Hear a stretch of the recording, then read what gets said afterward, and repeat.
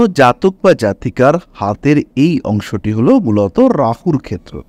এই অংশটি নির্দেশ করে তার উগ্রতা, তার তীব্রতা, তার তেজ, তার মাথা গরম করবার টেন্ডেন্সি, এই সমস্ত বিষয়গুলো। কিন্তু যদি এই অংশে কোনো প্রমিনেন্ট ক্রস থাকে, সেই ক্ষেত্রে এই মানুষটির জীবনে কিন্তু বহু বাধা, বহু বিপত্তি, বহু বিপদ ফেস করতে হয়। বিভিন্ন দিক থেকে বিভিন্ন মানুষের সঙ্গে সম্পর্ক নষ্ট হওয়ার একটা প্রবণতা দেখতে পাওয়া যায়।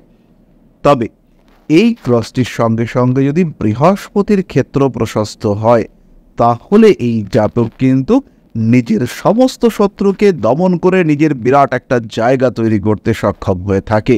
কিন্তু যদি এই বৃহস্পতির ক্ষেত্রে আবার একটি তিল চলে আসে, তাহলে যতই কিছু তিনি আয় উপার্জন করুন না কেন, যতই তিনি প্রপার্টির মালিক হন না কেন, আলটিমেটলি তাকে কিন্তু সর্বশান্ত হতে হয়। সমস্ত দিক থেকে বিধ্বস্ত হওয়ার পর এই জাতককে ভীষণ কষ্টকর জীবনযাপন করতে হয়। কিন্তু যদি আয়ুরেখা থেকে একটি ঊর্ধ্বমুখী রেখা এসে এই তিলটিকে টাচ করে, সেই ক্ষেত্রে এই জাতক কিন্তু নিজের চেষ্টায় আবার নিজের সমস্ত কিছু উদ্ধার করতে সক্ষম হয়ে থাকে।